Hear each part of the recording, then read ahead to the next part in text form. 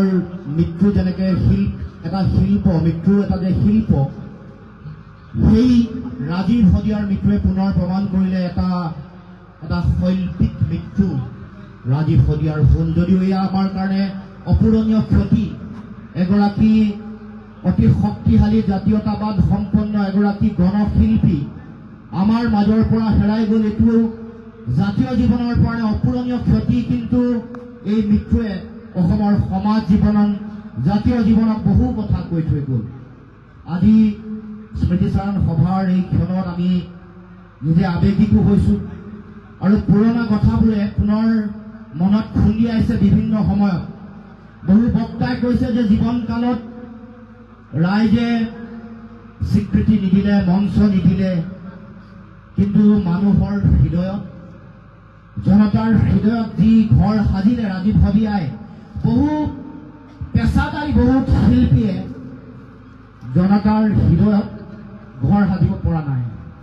গতিকে এই কথা ৰাইজে উপলব্ধি কৰিব লাগিব যে কোনোবাই মঞ্চ দিছে, কোনোবাই নাই দিয়া, এইটো ডাঙৰ কথা নহয়। কিন্তু জনতাৰ হৃদয়ত সেইজনেহে ঘৰ সাজিব পাৰে যাৰ জাতীয় চেতনা আছে, যাৰ দেশপ্ৰেম আছে, যি নিজৰ মাটিক ভাল পায়, যি নিজৰ ভাষাক ভাল পায়, যি নিজৰ সংস্কৃতি জীয়াই ৰাখিবৰ কাৰণে বহুত পুৰুষাৰ্থ কৰে।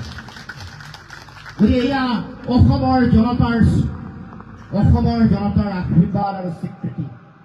মনত পৰে সেই দিনটোলৈ যিদিনাখন ডিব্ৰুগড় বিশ্ববিদ্যালয়ৰ ৰংঘৰলৈ গাঁৱতে আপোনালোকৰ এই গাঁৱৰে সম্পৰ্কিত আমাৰ সিদ্ধাৰ্থ শংকৰ গগৈ আছে, ৰাজীৱ শদিয়াৰ দাদাই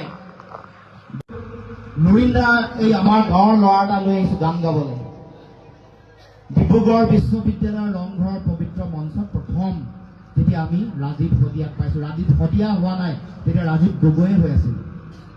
সেই দিনটোৰ পৰা এটা দীঘলীয়া পৰিক্ৰমা, বিভিন্ন সময় আমি সদৌ ছাত্ৰ সন্থাৰ সাধাৰণ সম্পাদকৰ দায়িত্ব ল'লোঁ। লোৱাৰ পাছত আমাৰ লগত কেনেধৰণে সম্পৰ্কিত সকলোৱে জানে। ৰাজীৱ শদিয়াৰ পৰিয়ালে জানে, আমাৰ মহেন্দ্ৰ ককাইদেউ আছে, লোহিত ককাইদেউ আছে আৰু দিগন্ত গোহাঁই, এই চাৰিজন মানুহে ভালকৈ জানে আমি কেনেকৈ সম্পৰ্কিত হৈ আছিলোঁ, কেনেকৈ পৰৱৰ্তী দিনত আকৌ নতুন এখন মঞ্চ হ'ল, তাতো আমি কেনেকৈ সম্পৰ্কিত হৈ আছিলোঁ। এইবোৰ কথা তেওঁলোকে ভালকৈ জানে। আৰু বিভিন্ন সময়ত মোৰ মাতৃৰ বিয়োগৰ সময়ত কেনেকৈ আমাৰ ঘৰত আছিলেগৈ, কেনেকৈ মাৰ নামত গান গালে, আৰু এই যে তেওঁৰ যিটো ৰাজীৱ শদিয়াৰ সাধাৰণ জনগণৰ লগত মিলি যোৱা যিটো স্বভাৱসুলভ যিটো তেওঁৰ চৰিত্ৰ, কোনোবা কাৰোবাৰ মানুহ ঘৰত মৃত্যু হৈছে, তালৈ গৈ তেওঁ এনেই খবৰ ল'বলৈ গ'ল, সন্ধিয়া তাত দিহানাম চলি আছে, তেওঁ নিজেই তাত তাৰ লগত সংপৃক্ত হৈ গ'ল, দিহানাম একেলগে পৰিৱেশন কৰিলে। এই যে স্বভাৱসুলভ শিল্পী সত্তা যিটো, এই যে মানুহৰ লগত, মানুহৰ প্ৰাণৰ লগত মিলিব পাৰে, মানুহৰ লগত হৃদয়ৰ লগত সম্পৰ্ক স্থাপন কৰিব পাৰে, এই যে মাটিৰ লগত মিলিব পাৰে, এইটোৱে প্ৰকৃত এটা শিল্পী সত্তাক প্ৰতিনিধিত্ব কৰে।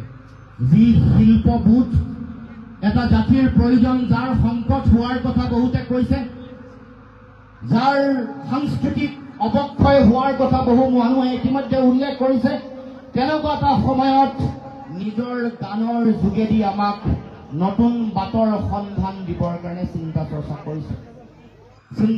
কৰিছিল। আৰু সেইকাৰণে ইমান কম বয়সতে তেওঁৰ গানবোৰে মানুহৰ মাজত এটা জাতীয় চেতনা জগাই তুলিছিল। যেতিয়াই আমাৰ সংকট হৈছে, আমাক অন্যায় কৰিছে বিভিন্ন শক্তিয়ে, অশুভ শক্তিয়ে, তেতিয়াই মানুহৰ পক্ষত, জনতাৰ পক্ষত থিয় দিছে। বহু শিল্পীয়ে বঁটা বাহনৰ লোভত, বহু শিল্পীয়ে ৰজাঘৰৰ তুষ্টিকৰণৰ চিন্তাত, তৈলমৰ্দনৰ চিন্তাত, ভয়ত ৰাইজৰ পক্ষত, জনতাৰ পক্ষত মাত মতা নাই। কিন্তু ৰাজীৱ শদিয়াই জনতাৰ সংকটৰ কথা উপলব্ধি কৰি জনতাৰ হৈ মাত মাতিছে, কৈছে, চিঞৰি কৈছে যে এয়া মোৰ জাতিত কৰা অন্যায়, এয়া মোৰ ভাষা কৃষ্টি সংস্কৃতিত কৰা অন্যায়, এয়া মোৰ মাটি ভেটি উচ্ছেদ কৰিবলৈ কৰা ষড়যন্ত্ৰৰ এটা অংশ। গতিকে আমি এই সংগ্ৰামৰ সময়ত আমি দেখিছোঁ যে বিভিন্ন সময়ত আমাৰ লগত একেলগে চামিল নহয়, আমিও লগ পাওঁ, সঘন যোগাযোগ আমাৰ লগত থাকে। আজি এই মুহূৰ্তত বহু কথা মনত দোলা দি গৈছে, গতিকে আমি জীয়াই ৰাখিব লাগিব তেখেতক। জীয়াই ৰাখিবলৈ তেখেতৰ আদৰ্শ জীয়াই ৰাখিব লাগিব। তেখেতৰ গানে যিবোৰ কথা কৈছিল, সমন্বয়ৰ কথা, য'ত অসমৰ জাতি জনগোষ্ঠীসমূহৰ বেলেগ বেলেগ হোৱাৰ চিন্তা, পৃথকতাবাদী মানসিকতা নাইকিয়া কৰি সমন্বয়ৰ সমাজ গঢ়িবৰ কাৰণে কৰা যিটো আহ্বান, সেই আহ্বানে পুনৰ আমাৰ গুৰুজনাৰ আদৰ্শ, মহাপুৰুষ শ্ৰীমন্ত শংকৰদেৱৰ আদৰ্শ, স্বৰ্গদেউ চাওলুং চুকাফাৰ আদৰ্শ, মহাৰাজ নৰনাৰায়ণৰ আদৰ্শকে পুনৰাই ৰাইজক সোঁৱৰাই দিবৰ কাৰণে, গানক সোঁৱৰাই দিবৰ কাৰণে তেওঁ প্ৰয়াস কৰিছে যে সমাজ গঢ়িবলৈ সমন্বয়েৰে আমাৰ সকলো জাতি জনগোষ্ঠীক একত্ৰিত কৰিব লাগিব। আমি বৰ অসমৰ ভেটি যদি শক্তিশালী কৰিব লাগে, আমাৰ মাজত একতা লাগিব, আমাৰ মাজত ভাতৃত্ববোধ লাগিব। যি অবিশ্বাসৰ বাতাবৰণ সৃষ্টি হৈছে এইটো নাইকিয়া কৰিব লাগিব।